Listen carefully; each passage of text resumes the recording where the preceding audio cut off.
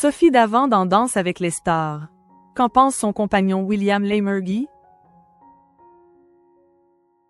Sophie Davant a évoqué sa participation à l'émission Danse avec les stars au micro d'Europe 1. Elle en a profité pour confier ce qu'en pense son compagnon William Lémergie.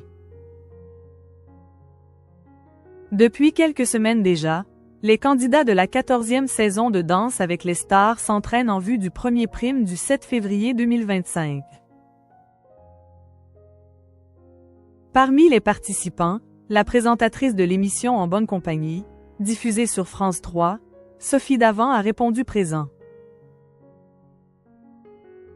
Ce mercredi 15 janvier, elle était au micro d'Europe 1, interrogée par Pascal Praud sur sa future participation à l'émission de danse.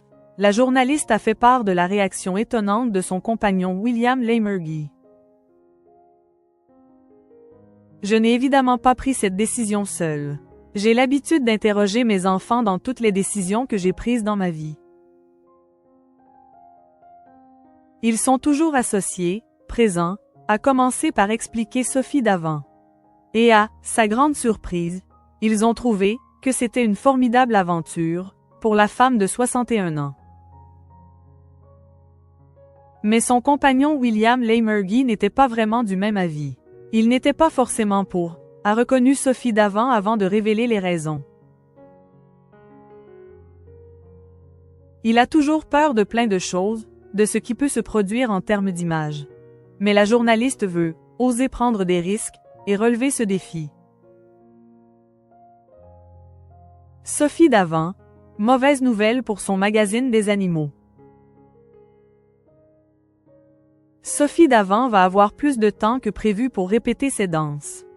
L'ancienne présentatrice de l'émission Affaires conclues doit en effet faire face à une mauvaise nouvelle.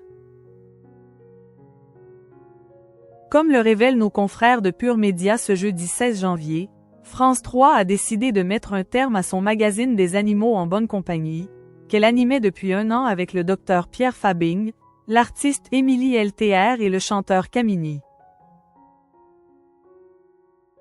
Produit par Coyote, ce magazine d'une durée de 50 minutes ne sera pas renouvelé cette année.